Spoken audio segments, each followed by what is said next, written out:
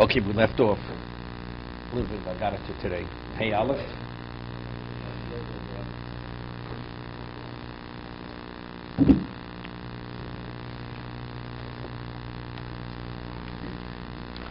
We left off the story of Rabban Chassidah, that they had taken captive women to his home and they put him on the upper level, the upper story, and they had taken away the ladder.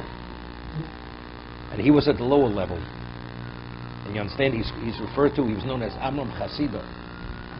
And as he was on the lower story, he noticed one of the women walk by, and all of a sudden he was overcome with desire, and he took a ladder that normally it took 10 people to carry this ladder. He had sufficient strength. He took the ladder and ran immediately, put the ladder in place. He began ascending the ladder. When he came to midpoint, he began screaming. There's a fire in Amram Chassidah's house, so everybody came running, because he understood the only way that he could actually stop himself to diffuse it, he has to create a situation of embarrassment where people come running and he'll be embarrassed. That's the only way he'll be able to diffuse his situation. Just get back here. Shakli Rab Amram Lidargod Lav Yochlim Be'asur Lemitlio. He took hold of a ladder, dargad means stairs, that 10 people weren't able to carry it themselves. Dalya Luchutek, and he was able to carry it himself. Solak v'ozil, he began ascending. Kimota lepalgo dargo. As he came to the midpoint, the mid of the staircase, Ifshech, he stopped. Rama kolo, and he raised his voice, and he began screaming, Nu Rabbi Amram. There's a fire in the house of Amram. Osir Abonon. So all his colleagues came running. Omrulei kasiftinon. You embarrassed us. Here you're one of the leading Torah sages, and you're acting totally irresponsible. Screaming fire, there's no fire. Omru mutab tichsvu me Amram the almohadein lo tichsvu mine l'almohadiosi. Better the household of Amram should be disgraced and embarrassed in this world than disgraced in the world to come. That's what he responded. Ashbeg, the Yintuk Bineg, he made an oath, and because he realized how vulnerable he is to this, because he realized to what degree he could be affected by this, the Yintuk Mineg, that the evil inclination for this should leave his body. Nafak Bineg Kiamuta Dinura. It left his body like a pillar of fire. That was the intensity of the Yetzer Hara.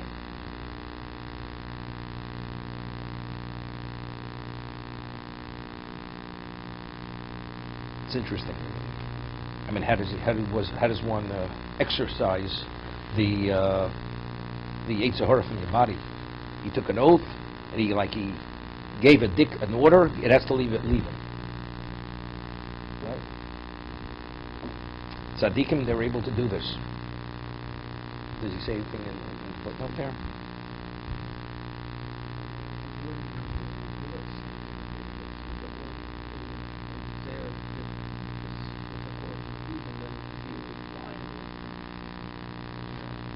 Okay. You got the wrong quote, but okay, wrong you said. More in Yuma. Yeah. Like somebody once said, there was a person who used to come in many years ago. Came from Danville, Virginia. So his parents belonged to a Reform temple. So he was the rabbi, former rabbi. He quoted Gemara Megillah. The Megillah. He says it's on page 67. She says there aren't that many.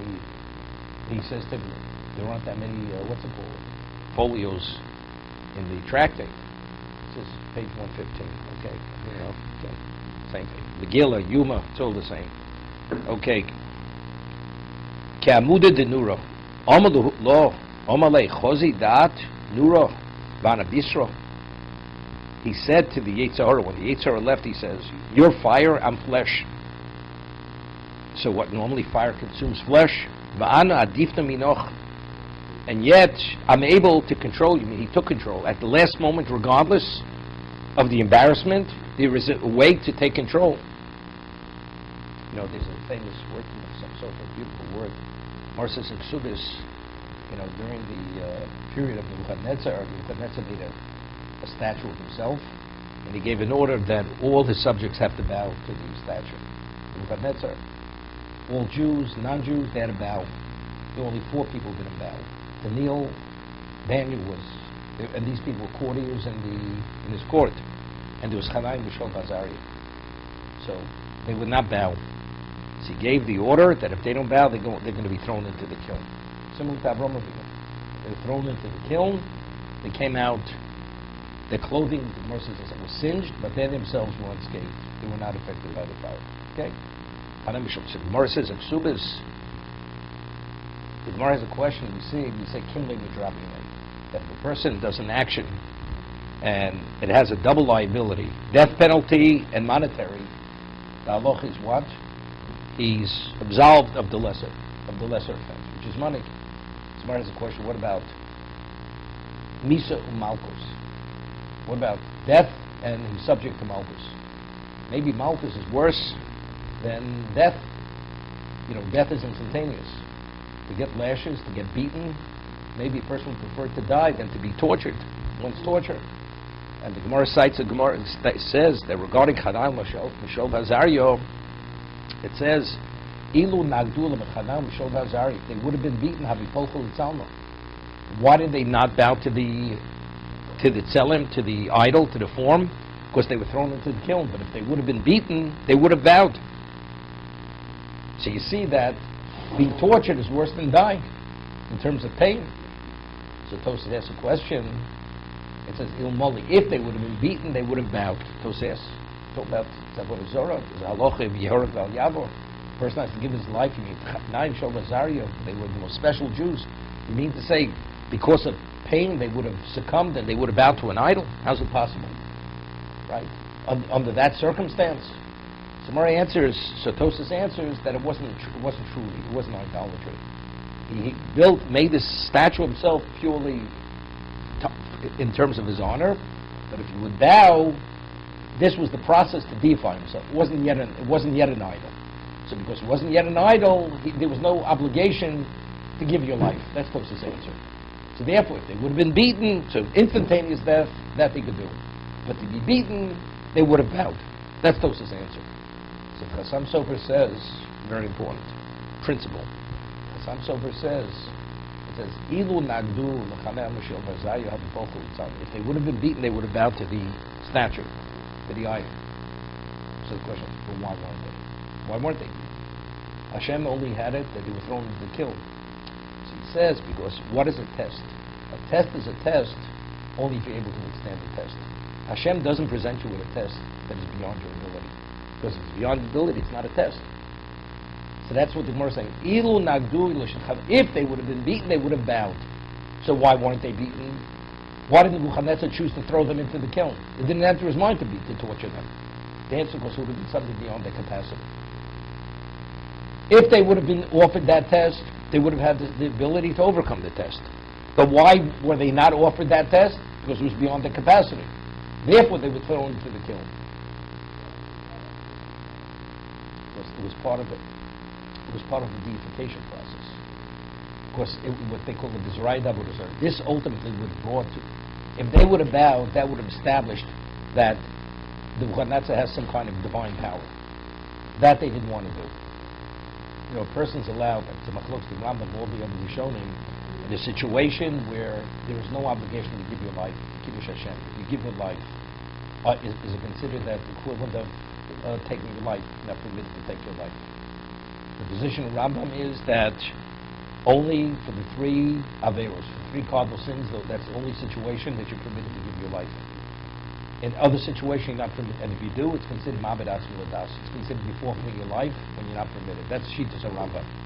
The Ran, Shita, and all the other Rishonim, they argue with the Rambam that if a person, the Ran's words in Sanhedrin and Shabbos is that if a person is known for his chasidus, and factually by him giving his life, he will create that Kiddush Hashem, he's permitted, although he has no obligation to give his life, he's permitted to give his life. That's what they owed. So and that's really the closest position. They had no obligation. But because ultimately it would lead to something which would be a serious problem, because they would be participating to establish him as a deity, that they weren't going to do. So there, because they were known to be Hasidim, Halim V'Shol V'Azario, they were actually, they had the predicate for Beis David, the Malchus Beis David, the three of them. Therefore, they would not give their lives, they wanted to be killed. But a test is only a test if you're able to withstand. That's the principle of the Chassam Sofer. So what he said was, Da'ab Nura V'Anav Yisro. You're fire and I'm flesh. How could flesh stand up to fire? Right? The Yetzer Hara is fire. V'Ana Difna Minoch. And yet, you see, I have control over you. I did not succumb. So, it was a difficult one.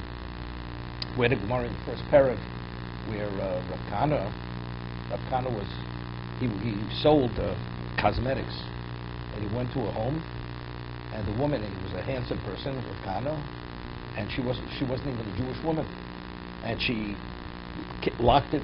She kept him there, and she said, "No, you don't agree to have relations with me, I'm going to kill you." That's what she said to him. So what did he do? Went off the balcony, went out the window. So Eliyahu came, caught him in midair. He didn't fall to his death. And Eliyahu says to him, what are you wasting time selling cosmetics? You brought this problem upon yourself. You should have been in the base magic. You're not doing this thing. He said, look, I have to earn a livelihood, I have a livelihood, I don't have to sell cosmetics. Okay. Rameh having the slotzitz over Avero. Here's something phenomenal. The Gemara says in Sanhedrin, Rav Meir was a descendant of, Shmai V'Avtalion. Shmai V'Avtalion, who were the Rabbeim of Hillel and Shammai. You read Pirkei Avos, Shmai V'Avtalion. They were descendants of what? Of what's his name? Sancheriv. They were grandchildren of Sancheriv. Can you imagine? It says, Nevorim Shel Sancheriv Lomim Torah B'nei Barak.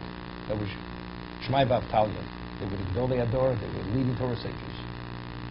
That's Sancheriv. Rav Meir came, his uncle was Nero, the Roman emperor.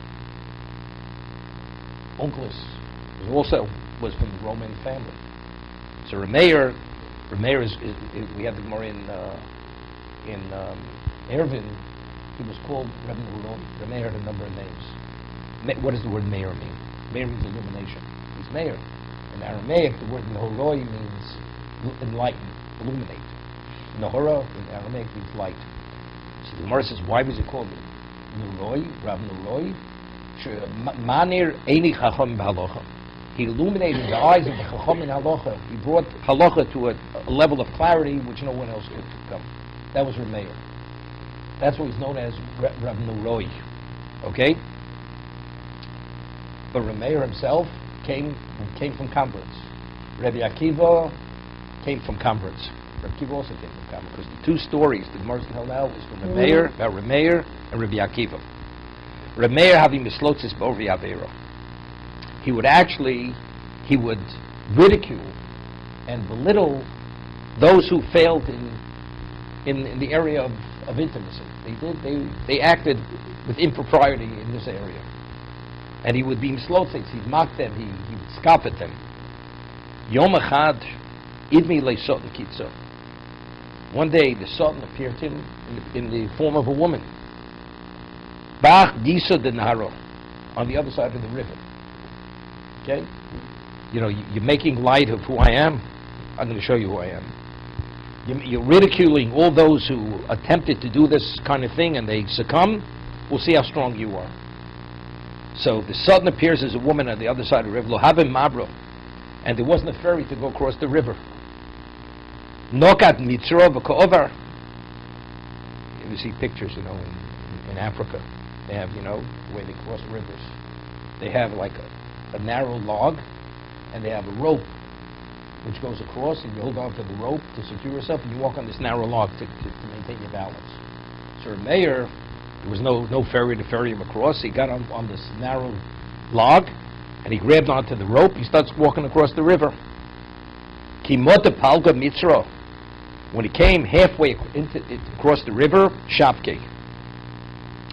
So the Yetzer Hara reverted back. He left him alone. Omar said, the Sultan said to Reb Meir, Ilavdu machrizi b'rekiyo, Hizor Reb Meir v'toroso. Here he says, if it wouldn't have been pronounced in heaven to be careful Reb Meir and his Torah, Shavise l'domach tarti moi, I would have caused that your life should be worth more than 2 small silver coins. You would have been reduced to worthlessness, because if you would have failed in this area, whatever you were, your renown and your status would have been reduced to nothing. So, but why didn't I tempt you to that degree? Of course, it was pronounced in Shemayim, Hizob Reb Meir b'Torasa. So the Forshim say, I think Ben Yoda says, as a Ben Ishchai, he says, it should have been announced. It came through special people. The answer is, he had no schus ovos. Other people, they're protected because they have schus ovos. They may have no schus ovos. Because who did he come from? He came from converts. So the schus ovos wasn't there. So the reason why they had announced in Shemayim, he's over Meir Torasa, he was because of what he accomplished himself, his own greatness and his Torah. Also, it's interesting. It says the Sultan came and he appeared as a woman. I don't know what the art scroll says. I'm not sure what the art scroll says. The art scroll says something interesting. I'm not the art scroll. It says something interesting. I mean, a person walks down the street and all of a sudden he notices a woman and he's tempted to look. Okay? And you look. So the Torah says, Lo susur achrei neichem. You're not permitted to gaze on a woman.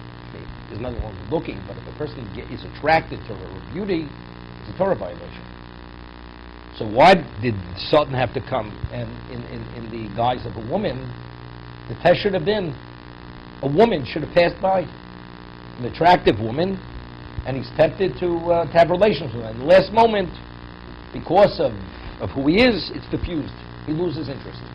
Why did that happen? Why does it have to be Sultan coming in the guise of a woman and not a regular situation where a woman presents herself? So they say, again, let's say it would have been a regular woman. So then there's an issue of histakos. You're not permitted to look at a woman that's not permitted to you. It's because you're dealing with a real woman. This is not the real thing. It's the Sultan in the guise of woman. So Reb Meir should not be a violation of, evidently he was tempted because he was attracted. So if it would have been a real woman, it would have been a problem. But you see something interesting here. Is when you look at that woman, it's the woman that's not permitted to you. So if it's a woman, it's a problem. So, but still, you're attracted to something that looks like a woman. It's a sexual object. The answer is, but it's not the real thing. So you see, seemingly, that you're not in violation of Surah Nechem unless the person you're attracted to, that person is not permitted to you. But since here, in fact, it was the Sultan, it wasn't a real woman, therefore it wasn't in violation of not veering after your eyes. Seemingly, that's what you see over here. More tells of the same story with Rabbi Akiva. Rabbi Akiva v'mislotzis over Yaveiro. Again, he ridiculed, he mocked, he scoffed at those people who succumbed in this area to the Yetzer Hara. Yom echad idmi sod ki'itziso b'reish diklo. The Sultan appeared as a woman on top of a palm tree. A palm tree is not so easy to climb. Because lower down, you don't have many branches. That means you have to actually scale the tree going straight up. Nakte lediklo, because look, he took hold of the palm tree and he started to ascend the tree. V'ozil kimota lepalgi dediklo shapke. When he came midpoint on the tree, the Sultan left him. He lost the desire. Omar, and he said to Rabbi Akiva, the Sultan, he loved michri b'rekiya. He zor Rabbi Akiva toroso shavisl domach tarti moi. Same thing. If they wouldn't have pronounced in Shemayim, be careful for Rabbi Akiva and his Torah, your life would have been worth nothing. You would have been reduced. You would have been worth 2 cents, nothing more than that. So they ask a question over here: who is the Mercer's name? Who is Rabbi Meir's Rabbi? Gemara says he had two rabbeim. He first went to study Torah, first studied by Rabbi Akiva, then he went to Rabbi Shmuel, then he went back to Rabbi Akiva. Gemara says narrative.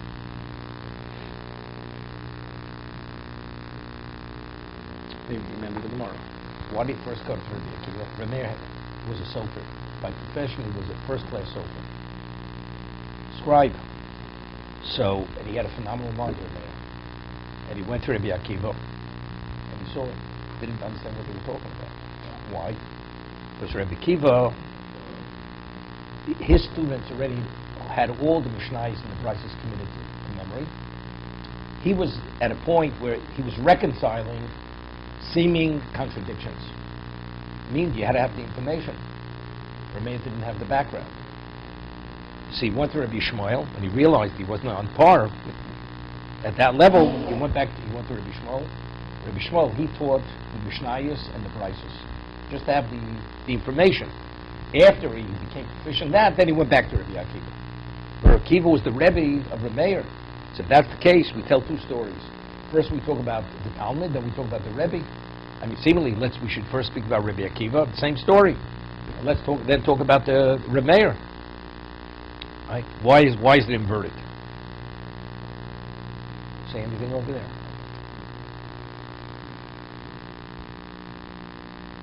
So seemingly, I would say it's Lo Zuavzu. Say, Rabbi Meir was only the student. Rabbi Meir was not Rabbi Akiva. So therefore, you have no right to. Who are you to ridicule? But Rabbi Akiva, he has the right. But factually, you're underestimating what the Yetzer Hara is. So even as great as Rabbi Akiva, it's like Lo Zuavzu. Not only Rabbi Meir, even Rabbi Akiva. What's the claim against them? A person speaks negatively about things which are depraved and debased. What's wrong with that? You know, he's criticizing that people don't have enough stamina, enough control not to succumb to various temptations. What's wrong with that? What's wrong with that? But evidently, it was a claim against them. Otherwise, they wouldn't have been initially tempted by the Yetzer Hara. Right? So what was it? No, Latzonis means it's scoffing at them. No, then you're not even speaking to them. You speak to your students, so you see these people. You're not even speaking with any particular individual. It's not Lashon Hara about an individual. And you see how weak these people are. If they'd have a backbone, they'd have the inner strength, they'd be able to behave properly. But they're succumbing.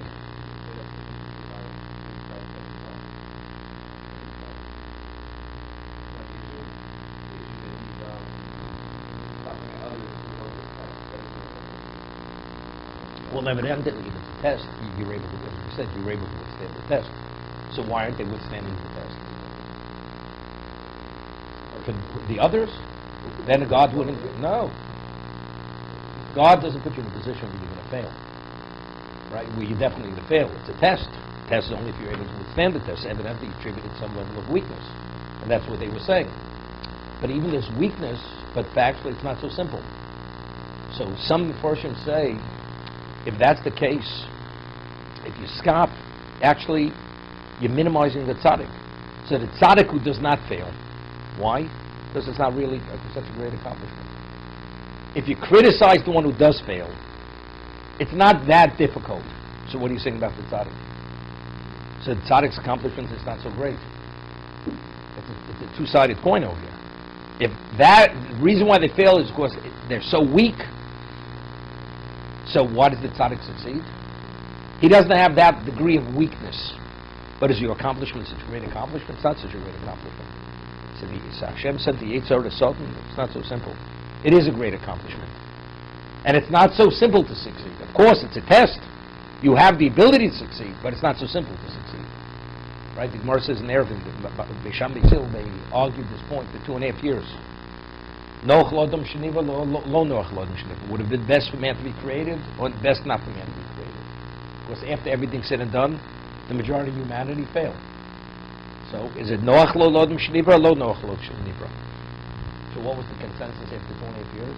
The conclusion was, Noach Lodom Sheniva. Would have been best man to not be created. Okay, after everything's said and done, most people fail.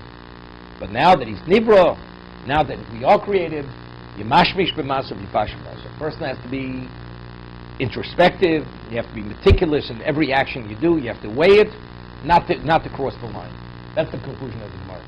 So if it's noach lodim shel niver, that means it's not so simple. It's not so simple to beat Chayei Sarah. It's not so simple. You mean Rabbi Kiva didn't know the machlok, the consensus of Bisham B'Sil after 2.5 years? So they're all a bunch of, weaklings, right? Everybody wants the easy way out. The easy way out. So the takeaway from this Gemara is, it seems that Rabbi Kiva and Meir didn't accomplish anything because they would have failed.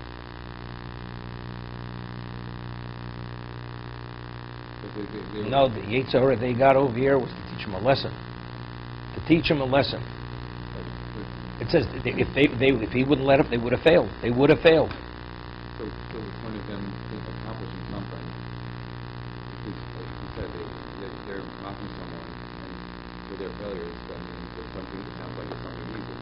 But here they failed from the same situation, they would have failed.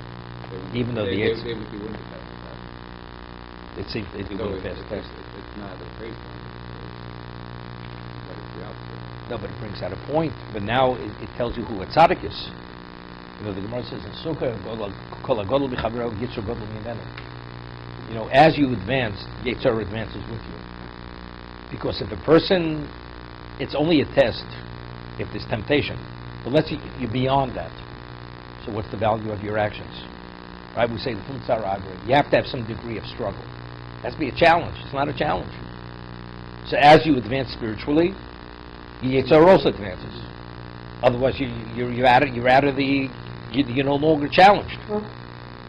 So you can imagine. So the greater the tzaddik, the more intense. You know the famous story of the Gaon, his Talmudim, his students. They said, "We wish we had you, Chayei Sarah." He was a malach. The Vilna Gaon lived like an angel. If you read about the Vilna Gaon, the way he invested every moment was fully invested in Torah. Kedusha was at a level we can't even relate to. Says Talmud says, "We wish we had your Chayei Sarah." He says, "If you'd have my Chayei Sarah, you would survive." He says, "You can't imagine what I have to contend with." Because the Vilna Gaon was so great, based the greater you are, the greater the Chayei Sarah advances. So because you're not on my level, spiritually speaking, you'd be destroyed. There's no way you'd be able to contend with it. That's what he told us, Talmud. So Rabbi Akiva being Rabbi Akiva, he was the most advanced Torah sage of his generation for many centuries. So what could a Chayei Sarah do Rabbi Akiva have? He had a Chayei Sarah which is not to be understood. And that's the reason why it wasn't simple. Unless they... But that's interesting over here. Over here, if Rabbi Akiva would have failed, what would have been? That's the only reason. I'm asking for it. It says, Hizoro Rabbi Akiva v'Toroso. So his Torah is... Seemingly, is it Chil Hashem? Is it Chil Hashem? No, but I'm saying, it doesn't mean to say... It seems to be Hizoro Rabbi Akiva v'Toroso. It seems to be something on his personal level. It's much more. This is a national Chil Hashem. This is a national Chil Hashem over here. Right? If Rabbi Akiva should fail, what happens to Torah? Everybody walks out the door. There's a famous Rameir Simcha. He asked the question, Moshe Rabbeinu, did he have Bechira to become a heretic?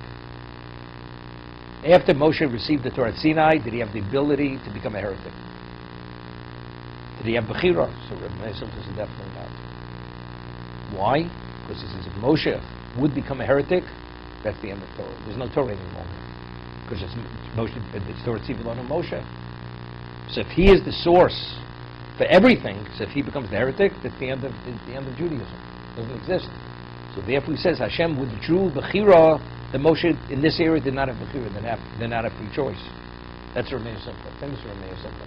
Getting Yishmos. He says, so why was he worthy? Why was he deserving? Not to become the heretic? He no longer had Bechira. So he says, because he made a choice to bring himself to a level that he should be worthy to be the Makabbalah Torah, therefore, he no longer had choice because he made multiple choices to come to that point. So even at that level, he was treated as if he did have choice. That's what Rameir Simcha says. I'll give you an example. Let's say a person advances and one time he didn't keep dietary laws properly. Well, today he keeps them, and it's not a challenge. So now when he doesn't keep dietary laws, he receives no schar for keeping dietary laws. He's not tempted to. At one time he was tempted, because he advanced beyond that point, and because he advanced beyond that point, he's no tempt anymore. So why shouldn't he receive? You mean because I advanced, that's why we said, well, shouldn't get schar for what I advanced? It was my choice that I'm no longer tempted. So therefore you get schar as if you do have temptation. As if you do have, although there's not even consideration that you would ever eat that. Although at one time you did eat it. You follow?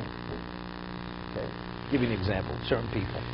Summer is a challenge. Do you come in the morning? Winter, it's not a challenge in the city.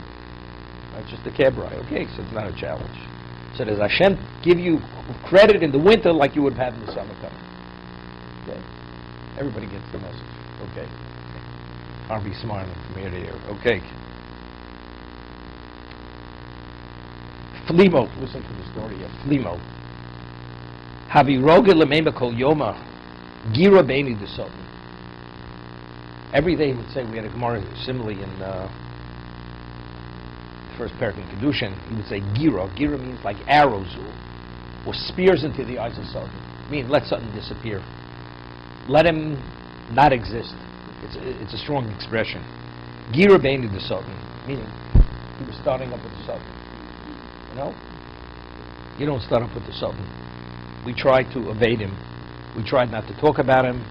But he was willing to go toe-to-toe with the Satan. Gira beini the Satan. Yom Echad. Male Yomi de Kippuri. Abu. It was Erev Yom Kippur. Idmi le Ka'anyo. Satan appeared at his doorstep like a poor man. Also Korabovo. So he started a call at the entranceway to Flimo. Afikole Rifto. So they sent out some bread to him. He had nothing. He sent out bread.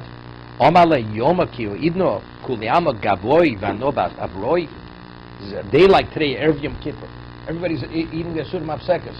Everybody's within the house, and I'm outside the house. He's sending me a portion outside, a portion of bread. I lay a kriva le rifto. So they brought him to the house, and they gave him bread. Yeah? But they put him on a table all by himself. That he shouldn't sit with the family. Omale Yomo Kio Idno Kuli Alma Ataka Vano L'Chudoi. He says, a day like today, Erev Yom Kippur, everybody's sitting with the tray, at the table. And I'm sitting all by myself, off to the side. Asio Svu Atako. Yeah, so they set him at the table. This poor man. Have Yosef Moli Nafshi Shichne V'Kivi. A leg. Hear this? He was covered with boils and all types of shchin, whatever, some kind of skin eczema. And it was actually they were infected boils and skin. There was some kind of skin disease. Bavikov in Mili Demois, and he was picking at these boils and all these wounds on his body, which it was something which was disgusting. This was at the table. He was at the table with the family. Omalei Siv Shapir. So they said to him, he says, behave yourself. You're here at the table, we invited you, behave yourself. Act properly. You're disrupting the whole meal over with this kind of behavior. Okay? He's not finished yet. Amolei Hovuli Kasa. He says he'd like a cup of wine. Yovulei Kasa Achma. Hear this? They give him the cup of wine. Achmer. He coughs up phlegm. Hear this? Shodabei Kicha. And he spits it into the cup. This is at the table. Okay? Nochrubei. So they scolded him immediately. This is like unheard of behavior. To be continued.